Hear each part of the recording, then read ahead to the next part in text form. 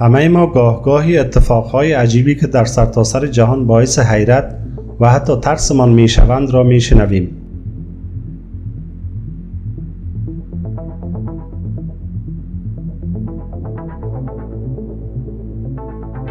اما باید بدانید که عجیبترین این اتفاقها در گذشته‌ها به وقوع پیوستند. چندین دهه پیش مردم یک روستا در حوالی مرزی کانادا و امریکا به یک باره و به طور ناگهانی ناپدید می شوند و دیگر هیچگاه پیدا نمی شوند. این که چه اتفاقی برای آنان رخ داده بود هنوز هم به صورت یک معما باقی مانده است. اگر مایل به شنیدن این رویداد واقعی و عجیب هستید پس تا پایان با ما باشید. لطفاً قبل از تماشای این برنامه چینل ما را سابسکرایب کرده، دکمه زنگوله را هم فعال نموده و برای حمایت از ما فقط کافی است که ویدیو را لایک کنید. در ادامه با جهان ایکس همراه شوید.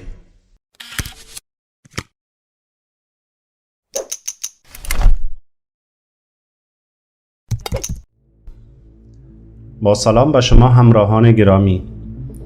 گاهی اوقات در دنیای ما اتفاقهایی رخ می‌دهند که با عقل منطق سازگار نیستند. رویدادهایی که تاکنون برای برخی از آنها هیچ راه حلی ارائه نشده است. اکنون برای شما از روستایی در کانادا خواهیم گفت که ساکنان آن به یک باره و به طور ناگهانی ناپدید می‌شوند و هیچگاه اثری از آنها پیدا نمی‌شود.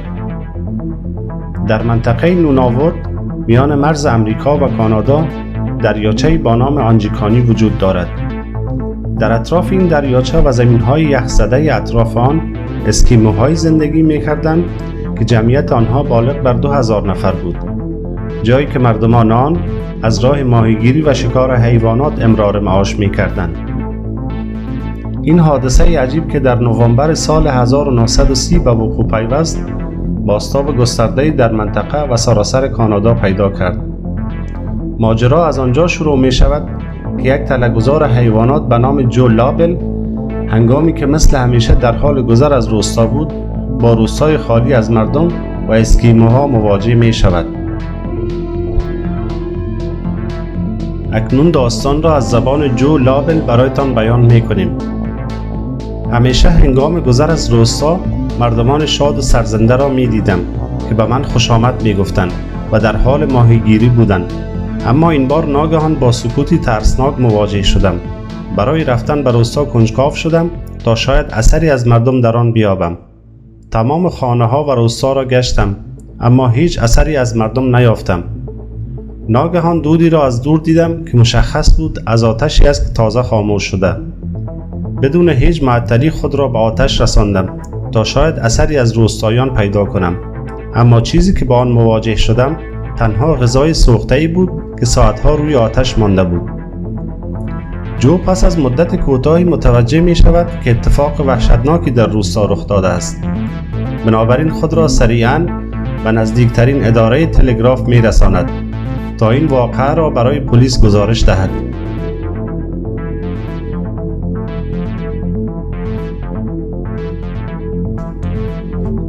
و اما اینکه مردم روستا ناگهان همگی با هم ناپدید شده بودند خود اتفاقی وحشتناک است. اما در این میان یک مجموعه اتفاقات دیگر هم رخ داده بود که موضوع را ترسناکتر می کرد.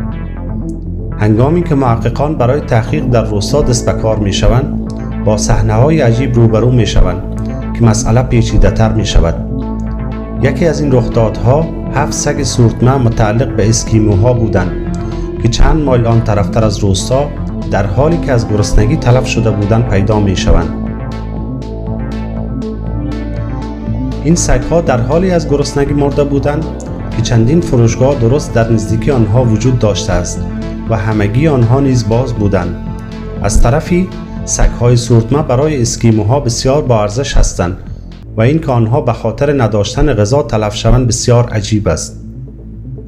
دومین رخداد عجیب مربوط به مردگان روستا می شود.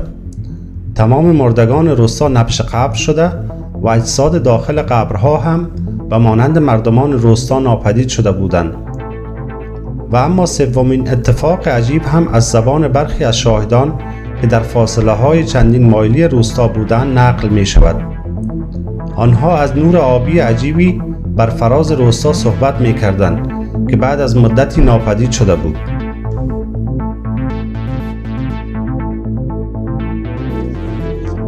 از آنجایی که مردمان روستا به صورت ناگهانی و بدون بردن هیچ کدام از وسایل ضروریشان ناپدید شده بودند، می توانیم این موضوع را به مسائل ماورای طبیعی نسبت دهیم.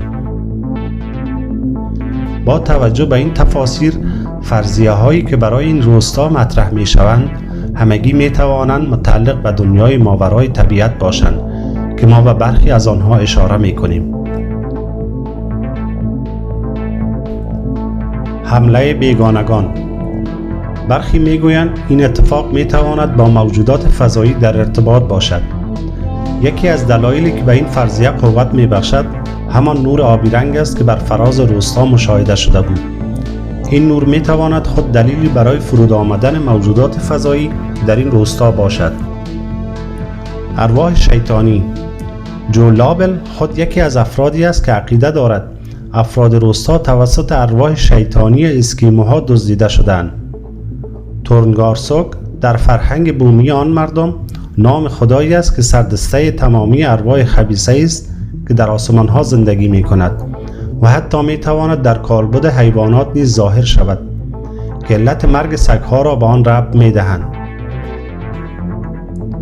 و اما تضادهایی که در این روستا معما را پیچیده تر می کند. پس از بررسی های انجام شده در این روستا مشخص گردید تقریبا این روستا چندین ماه است که خالی از سکنه گردیده و ناپدید شدن روستاییان برای روزهای اخیر نبوده است. اما با وجود این موضوع، نشانه های مانند دود آتش تازه خاموش شده که در منطقه مشاهده شده بود تضادهایی را به وجود می آورد.